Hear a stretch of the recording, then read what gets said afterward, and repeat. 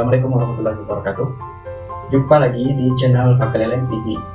Kali ini kita akan membahas tentang awal mula Wali Songo menjejakkan Islam di tanah Jawa dan bagaimana keadaan tanah Jawa di waktu itu. Konon katanya tanah Jawa waktu itu masih merupakan hutan belantara dan masih jarang penduduknya. Let's check it out. Menurut kepercayaan sebagian masyarakat, Gunung Tidar pada mulanya hanya ditinggali oleh para jin yang dipimpin oleh seorang raja jin yang bernama Kiai Semar.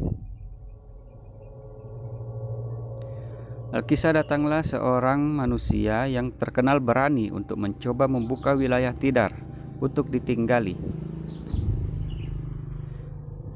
Pemuda itu bernama Syekh Subakir yang berasal dari negeri Turki.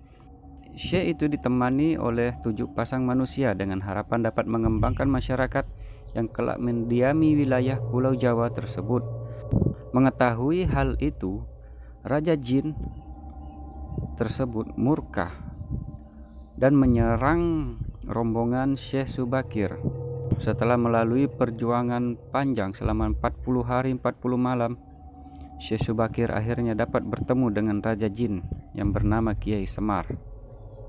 Dan terjadilah dialog antara mereka yang intinya Raja Jin tidak suka, tidak mau Syekh Subakir dan rombongan menetap di daerah Pulau Jawa tersebut.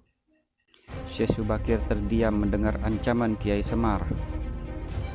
Ia kemudian kembali ke Turki dan menyiapkan lebih banyak manusia yang akan dibawanya serta untuk membuat tempat tinggal baru di Pulau Jawa.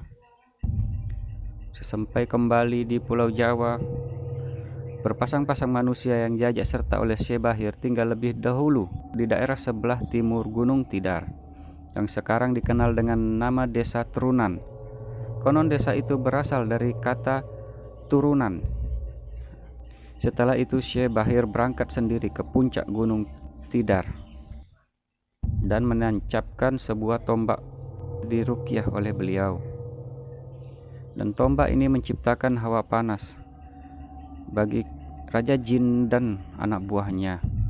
Mereka pun lari tunggang langgang meninggalkan Gunung Tidar. Kiai Semar dan sebagian tentaranya melarikan diri ke timur.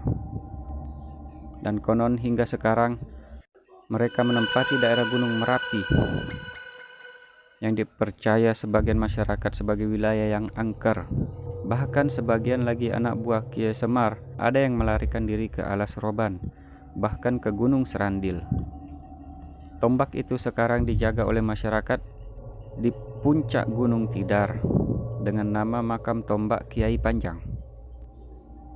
Untuk melepaskan kefanatikan masyarakat umum terhadap Syekh Subakir dan untuk menjaga akidah umat Islam,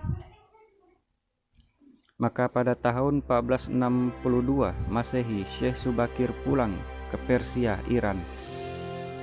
Dan selanjutnya posisi Syekh Subakir digantikan oleh muridnya, yaitu Sunan Kalijaga. Syekh Subakir meninggal di Persia, Iran. Beberapa karya Syekh Subakir yang bergelar Aji Saka, yaitu beliau adalah penemu huruf Jawa. Yang kedua, beliau pula yang memberi nama Jawa yang diambil dari bangsa Surya yang artinya tanah yang subur. Demikianlah kisah awal mula Islam menyebar ke Pulau Jawa. Syekh Subakir merupakan Wali Songo generasi pertama yang dikirim oleh Sultan Turki. Wallahu a'lam bishawab. Assalamualaikum warahmatullahi wabarakatuh.